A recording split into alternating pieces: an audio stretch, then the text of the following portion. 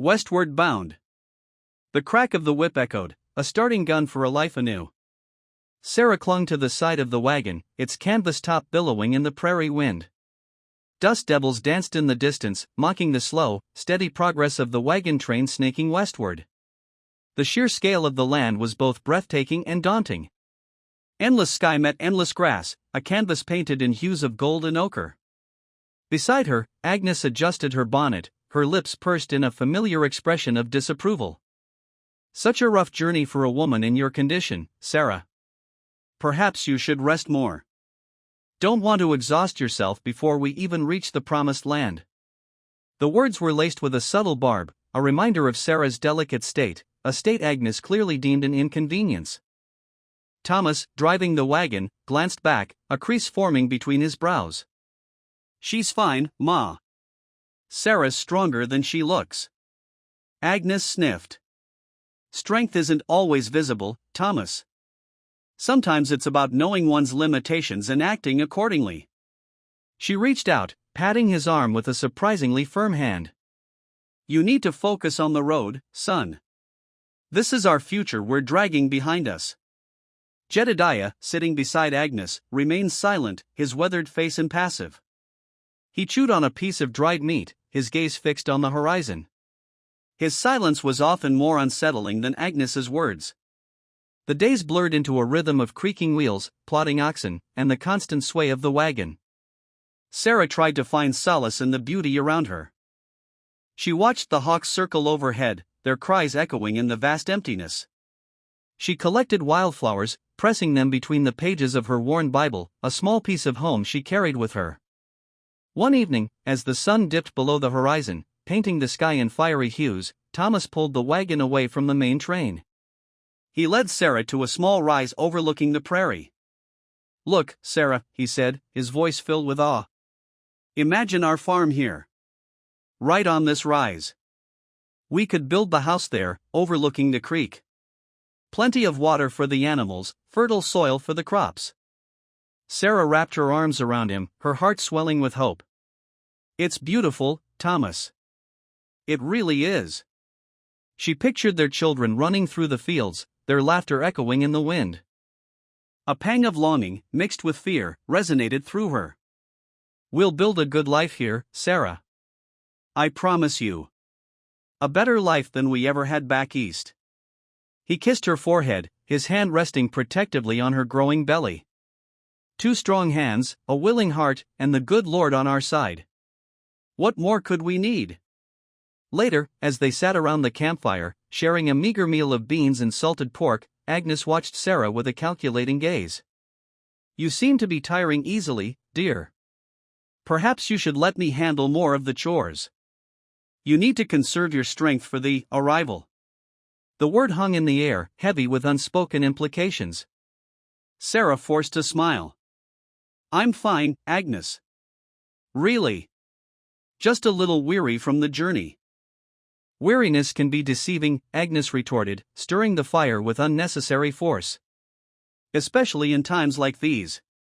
We all need to be strong. The land won't give up its bounty easily. It demands respect, sacrifice, and purity. Sarah felt a chill run down her spine.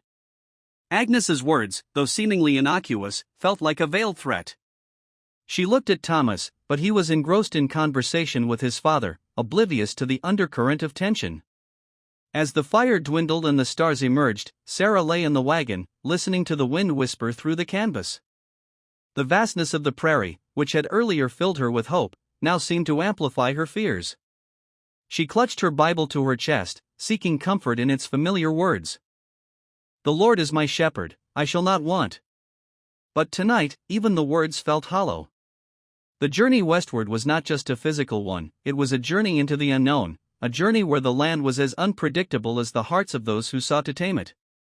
And Sarah knew, with a growing certainty, that she would have to fight for her place in this new world, not just against the elements, but against those who wished her gone. Whispers in the wind. A subtle kick, a butterfly brush against Sarah's inner self, momentarily eclipsed the dread coiling in her gut. Lately, Agnes's quietude had deepened into a stony silence, her smiles resembling brittle ice.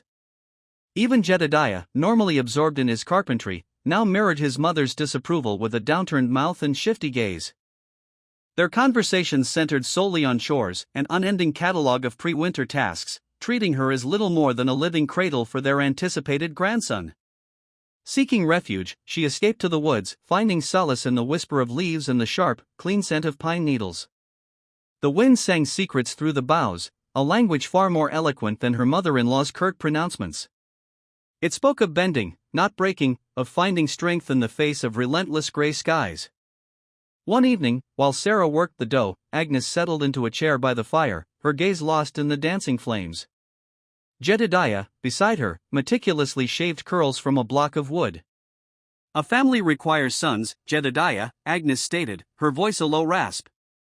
"It's the only way to secure our land, to perpetuate the name. Daughters, they marry out, they become another family's burden." Jedediah nodded, his brow furrowed. "I understand, Mother." "Sarah grasps this, surely?" Agnes's eyes darted to Sarah, a silent dare in their depths. Sarah swallowed, dough clinging to her hands. "Of course, Agnes."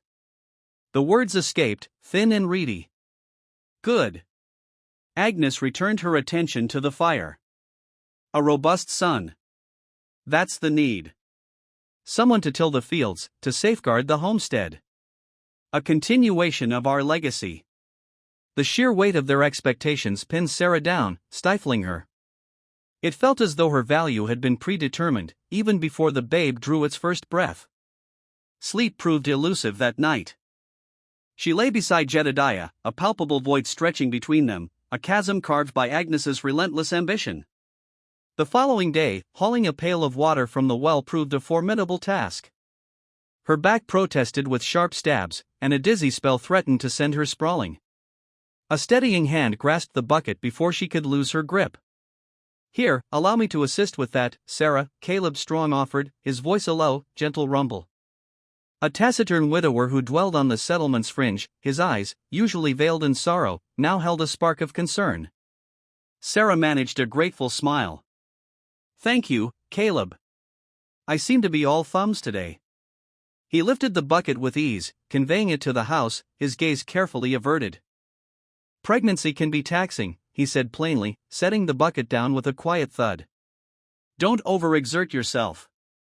He paused, his eyes briefly meeting hers. "And don't allow others to do so, either."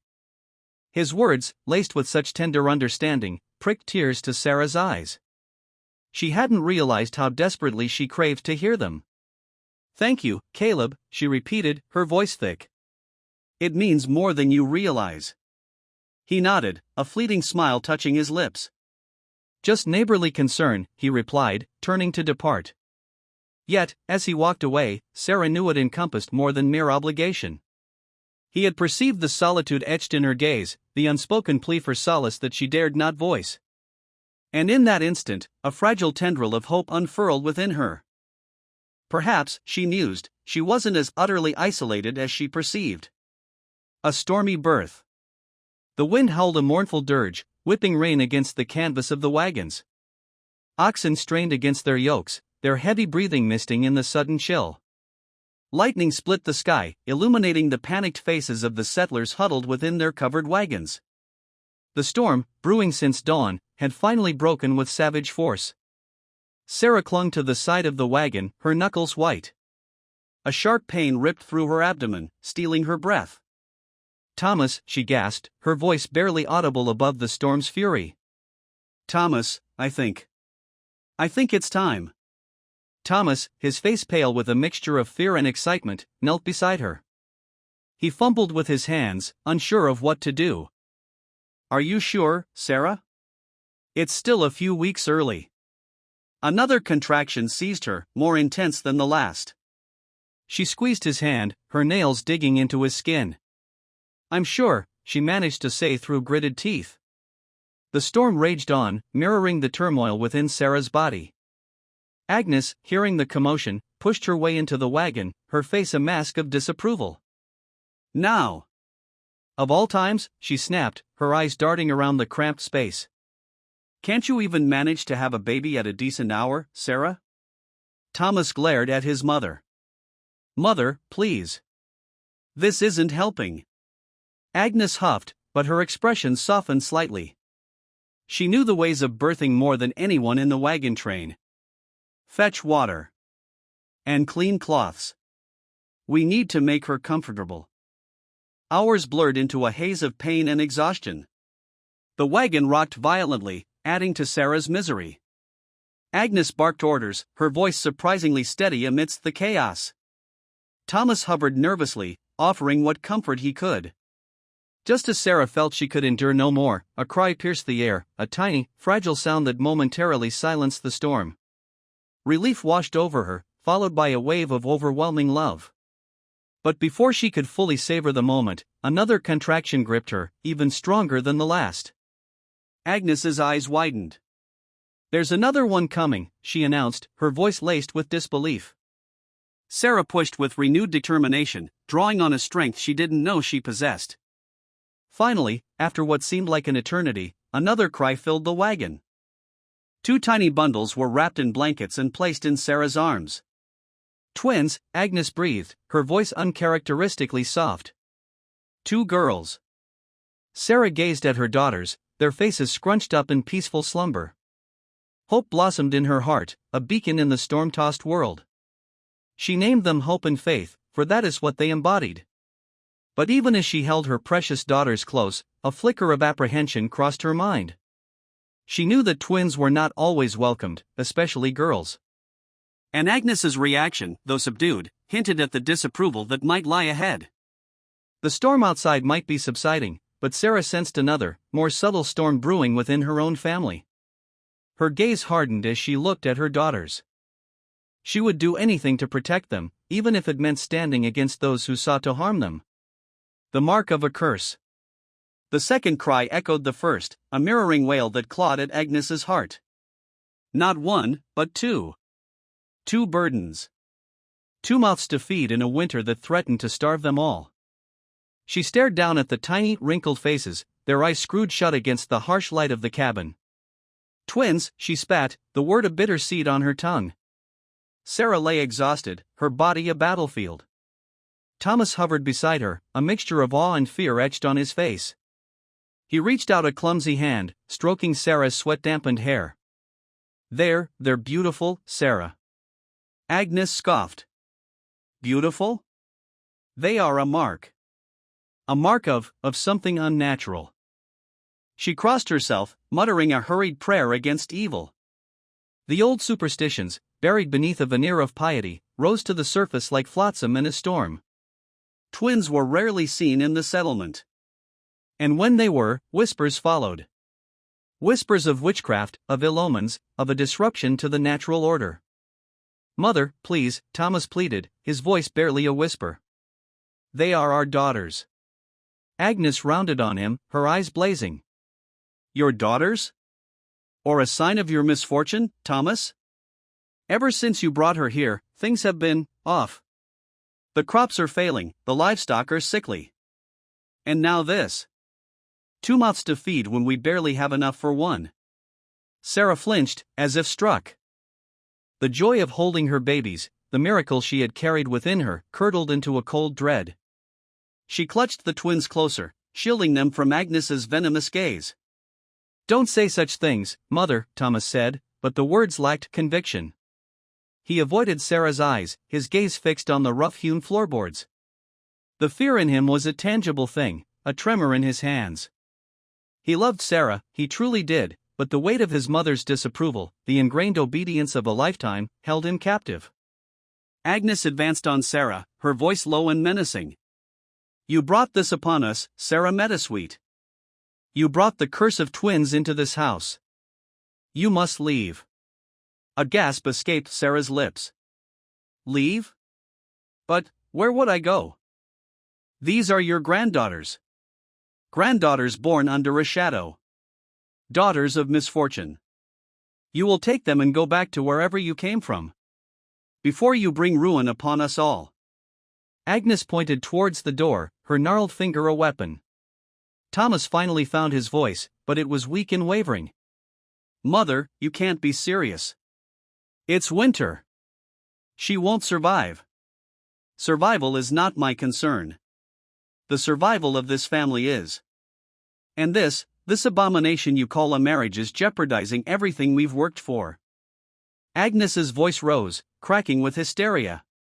Sarah's grip tightened on her daughters. She looked at Thomas, pleading for him to defend her, to defend their children. But his eyes were filled with a terrible helplessness, a reflection of his own inner turmoil. He was a ship caught in a storm, tossed between the raging winds of his mother's wrath and the treacherous currents of his love for Sarah.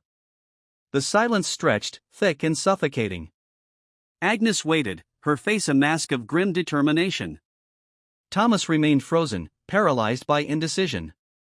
The crackling fire was the only sound in the cabin, a mocking counterpoint to the storm brewing within its walls. Finally, Sarah spoke, her voice trembling but firm. I will not leave. Not without my husband. These are his daughters, too. If you want me gone, Agnes Meadowsweet, you will have to ask your son to cast me out himself.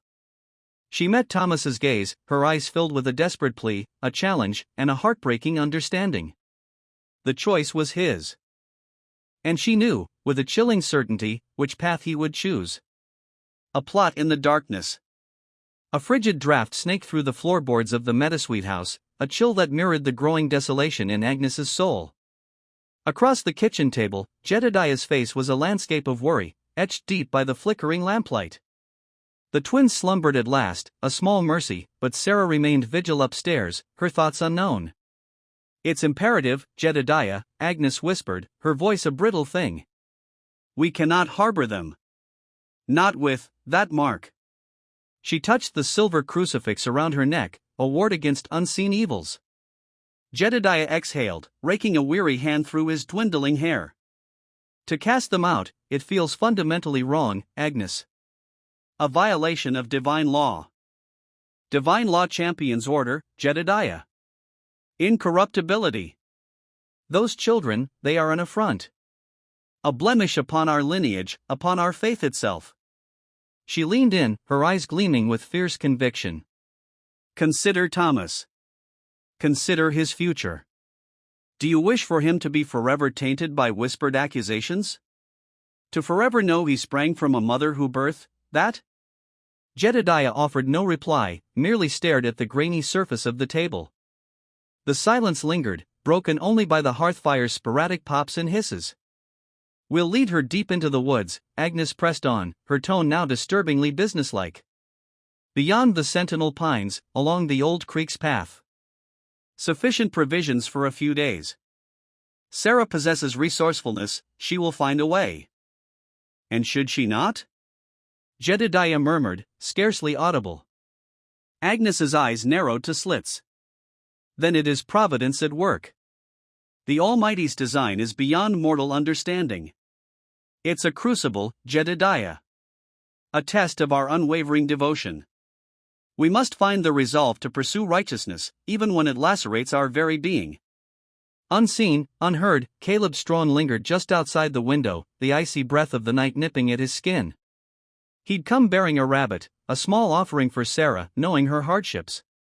He'd paused, intrigued by the unusual stillness emanating from the house, and then, the chilling truth had unfurled before him. His heart thrummed a frantic tattoo against his ribs, a painful rhythm of disbelief mingling with rising wrath. Abandonment? In that unforgiving wilderness? With winter's grip tightening? He balled his hands into fists, the rabbit, his generous intention, lay forgotten. Having witnessed enough death and affliction to last several lifetimes, this felt like a fresh, agonizing gash upon his spirit. He retreated deeper into the shadows, listening as Agnes wove her cruel justifications, contorting scripture and reason to serve her own twisted desires. He yearned to burst through the entrance, confront them with their monstrous scheme, shake them until they grasped the enormity of their actions. But he knew such recklessness would only further imperil Sarah. He slipped silently away, the weight of their depravity pressing down on him. His steps were heavy, the familiar trail transformed into a menacing gauntlet. The wind shrieked through the branches, a plaintive lament that mirrored his inner turmoil. He halted at his property's edge, gazing out at the inky expanse of the forest. He could not permit this to happen. He would not. Though the path remained unclear, he resolved to find a way to safeguard Sarah. The vision of those innocent infants, cast adrift to the wilderness's merciless whims, ignited a fierce protectiveness dormant since his wife's passing. He lifted his gaze to the tapestry of stars above, a silent oath taking root within him. Agnes and Jedediah would not condemn Sarah and her daughters to oblivion. He would stand as their bulwark, their guardian. He would secure their survival, even if it demanded defying the entire community's judgment. A haven prepared. The axe bit deep into the wood, each swing fueled by a desperate energy. Caleb didn't feel the sting of sweat in his eyes, nor the ache blossoming in his shoulders. He just swung, split, stacked. The small cabin, abandoned years ago and choked by weeds, was the only haven he could offer. A haven he had to make ready. He worked through the long night, illuminated only by the moon and the flickering flame of a borrowed lantern. First, the roof. Leaky and threatening to collapse, he reinforced the rafters with sturdy oak, layering fresh shingles where rot had taken hold. Then, the walls. He chinked the gaps with mud and moss, plugging every draft, every whisper of the coming winter. Sleep was a luxury he couldn't afford. As the first hint of dawn painted the sky, he turned his attention to the inside. He scavenged blankets from his own meager stores, rough-spun but warm. He found a dented kettle and a few chipped plates, enough for Sarah and her girls. He lined the shelves with jars of preserved berries, smoked fish, and dried beans, food enough to see them through the immediate danger. He even managed to coax a sputtering flame from the old hearth, chasing the damp chill from the air. His heart clenched as he imagined Sarah here, her face etched with worry, but safe. He pictured the twins, their tiny hands reaching for the warmth of the fire, oblivious to the storm brewing around them. It was this image that gave him the strength to face what he knew he had to do. He found Agnes and Jedediah in the kitchen, already at their morning meal. The air hung thick with the smell of wood smoke and simmering porridge, a stark contrast to the turmoil churning in Caleb's gut. "Agnes," he said, his voice rough with exhaustion and suppressed anger. "Jedediah. We need to talk." Agnes looked up, her eyes like chips of flint. "We're busy, Caleb. Can't you see we're eating? This is more important than your breakfast." He planted his feet, refusing to be intimidated. "I know what you're planning." Jedediah's spoon clattered against the bowl. He avoided Caleb's gaze. Agnes, however, met it head-on. "Planning? What are you suggesting?" Her voice was dangerously soft. "Sending Sarah away.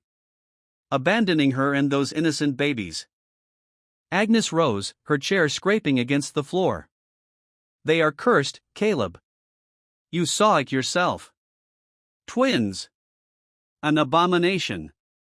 They are children, Agnes. Helpless, innocent children. And Sarah is a good woman. She deserves better than this. She brought this upon herself," Jedediah finally spoke, his voice low and filled with a chilling conviction. "She defied the natural order." "Natural order?" Caleb scoffed. "What kind of God would demand such cruelty? Sarah needs our help, our compassion, not banishment."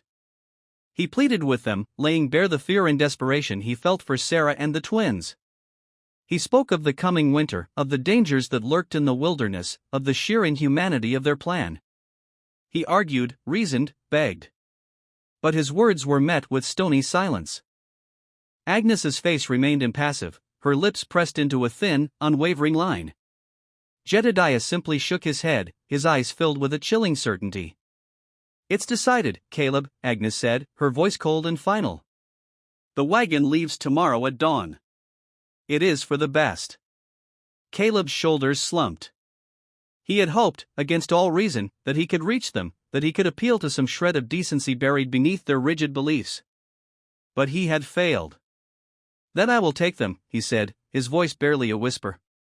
Agnes's eyes narrowed. "What did you say?" "I will take Sarah and the twins. I will protect them." He lifted his chin, meeting her gaze with newfound resolve. "You may believe they are cursed, but I believe they deserve a chance. And I will give them that chance, even if it means defying you." He turned and walked away, leaving Agnes and Jedediah in their cold, silent kitchen. He knew he had crossed a line, that he had declared himself their enemy. But he didn't care. He had a haven to prepare, and a promise to keep. A stand for love. Agnes's grip tightened on Sarah's arm, her nails digging into the soft flesh. "Get out, you unnatural woman. You've brought shame upon this family." Jedediah, his face a mask of grim determination, mirrored his wife's actions, seizing Sarah's other arm. The twins, sensing the shift in atmosphere, began to wail, their cries echoing in the confined space of the wagon. "Please," Sarah begged, her voice trembling. "Don't do this. Where will we go?" She clutched at the wagon's wooden frame, her knuckles white. "That's not our concern," Jedediah spat, his breath hot on her face. "Just leave, and take those creatures with you." They hauled harder, their combined strength nearly pulling her from the wagon. Fear, cold and sharp, pierced through Sarah. She braced her feet against the floorboards, refusing to yield. This wasn't about her anymore, it was about protecting her daughters. Suddenly, a voice cut through the tension. "Let her go." Caleb Strong stepped forward, his usually gentle eyes blazing with righteous anger. He pushed his way through the small crowd that had gathered, his large frame a formidable barrier. "Agnes, Jedediah, what do you think you're doing?" Agnes rounded on him, her face contorted with fury. "This is family business, Caleb. Stay out of it." "It's my business when I see injustice," he retorted, his voice ringing with conviction. He turned to Sarah, his expression softening. "Sarah, I know this isn't much, but I have a cabin, not far from here. It's been empty since my Martha passed. You and the girls are welcome to stay there. It's shelter, at least." Sarah stared at him, tears blurring her vision. Hope, fragile but persistent, flickered within her. She looked at the twins, their faces red and contorted with crying. "Thank you, Caleb," she whispered, her voice thick with emotion. "Thank you." Caleb helped her down from the wagon, carefully placing the twins in her arms. As she stepped onto the ground, Thomas pushed his way to the front of the crowd. He stood for a moment, his gaze darting between his parents and Sarah. A conflict raged within him, visible in the tight lines of his face. Agnes, sensing his wavering resolve, glared at him. "Thomas, don't you dare." He took a deep breath, squaring his shoulders. "No, Mother. I can't stand by and watch this anymore. Sarah is my wife, and these are my daughters. I won't let you treat them this way." The silence that followed was deafening. Agnes's face paled, her eyes widening in disbelief. Jedediah's jaw clenched, his knuckles white as he gripped his walking stick. You ungrateful son." Agnes finally shrieked, her voice cracking with rage. "You choose her, that cursed woman, over your own family? Over everything we've given you?" Thomas stood his ground, his voice firm despite the tremor in his hands. "I choose what's right, Mother. I choose love. If that means I'm no longer your son, then so be it." Jedediah slammed his walking stick against the ground. "You are no son of mine. Get out of my sight. You are disowned." Thomas didn't flinch. He walked over to Sarah, gently taking one of the twins into his arms. He looked at her, his eyes filled with a mixture of shame and determination. "I'm coming with you," he said softly. "Wherever you go. An unconventional family." The cabin, though small, felt like a haven. Sarah swept the dirt floor with a makeshift broom of bundled twigs, the scent of pine and damp earth filling her lungs. Thomas, ever curious, trailed after her, mimicking her movements with a smaller twig, giggling when dust motes danced in the shafts of sunlight piercing through the gaps in the log walls. Caleb, his broad shoulders filling the doorway, watched them with an unreadable expression. "We'll need firewood," he said, his voice gruff but not unkind. "And something more substantial than berries if we're to see winter through." Sarah nodded, her hands stilling. Hunting was a skill she lacked, a world of bloodshed she'd always avoided. But survival demanded adaptation. I can gather what berries and roots remain, she offered, and perhaps set some snares. I learned a bit from my mother. Caleb grunted, turning to leave. I'll show you the best places for snares. And I'll teach you to shoot. The rifle felt heavy in her hands, the cold steel a stark contrast to the warmth of her skin. Caleb, his patience surprising, guided her stance, his calloused hand steadying hers. The crack of the rifle echoed through the trees, startling a flock of birds into flight. She missed. Disappointment pricked at her, but Caleb simply reloaded. Again. Days bled into weeks, a rhythm forming in their unconventional family.